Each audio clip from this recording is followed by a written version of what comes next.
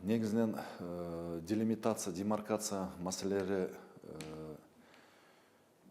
Қырғыз Республикасының премьер-министрінің жана Қырғыз Республикасының президентінің күнүмдүк көзөмөлүндө турат. Бул маселелер боюнча биз дипломатиялык каналдар боюнча дайыма сүйлөшүүлөрдү уюштуруп, жыйындарды уюштуруп биз жумушту жүргүзүп атабыз. Атап кетсек, мына былтыркы жылы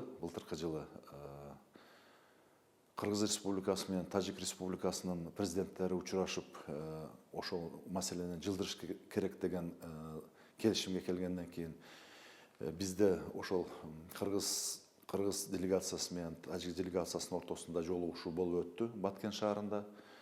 Ал жерде жумуштун баарыны биз талдап, анализдеп, жумушту 3 багытка бөлдүк. Бул биринчиси дайыма иштөөчү группа. Ал ошо жериндеги биздин ошол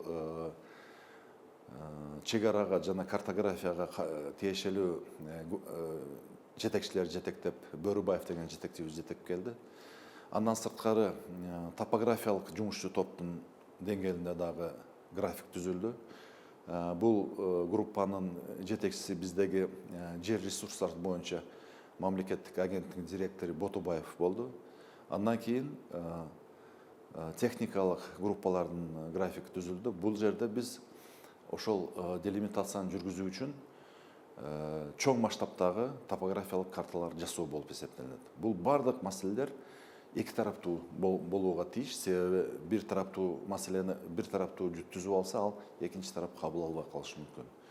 Ошол биз сүйлөшкөндөн бери 20 ашуу жолугушуулар болду ар кандай деңгээлде.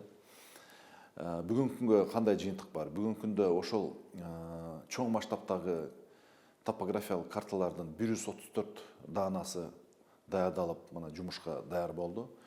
Азыркы күндө бир 4-5 калып атат. Аларга да эми дагы бир учурашууда мен ойлойм, ал дагы бүтөт деп эсептеймин.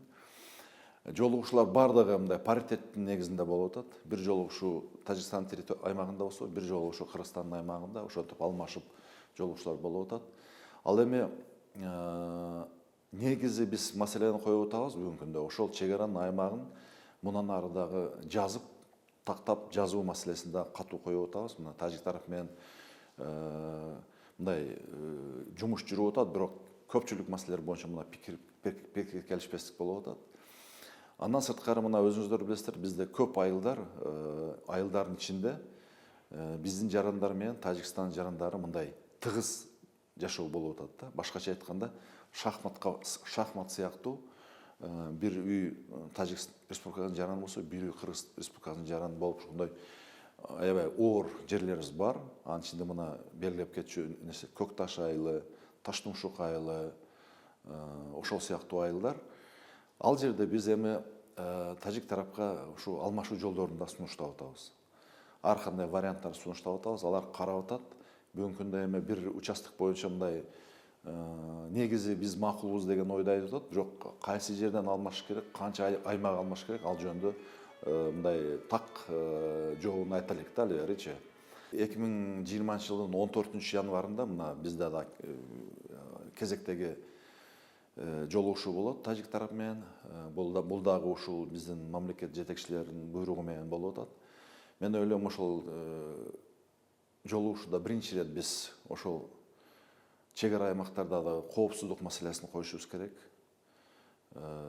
Коопсуздук, негизи элдин коопсуздугу, мындай жашоо шарттарыны мындай жакшылап карап, ошол эле мезгилде азыр биз өзүбүз тараптан ойлорубузду ушул делимитацияны кантип ылдамдатыш керек, ошону дагы айтабыз. Башкача айтканда, алмашуу жолдорун сунуштайбыз, башка нерсени сунуштайбыз. Мен ойлойм, ушул жумуш болуп атканда, ал тарап менен биз ойлойм, катуу иштегенге биз даярбыз. Өзү сунуштарыбызды беребиз ал тарапка.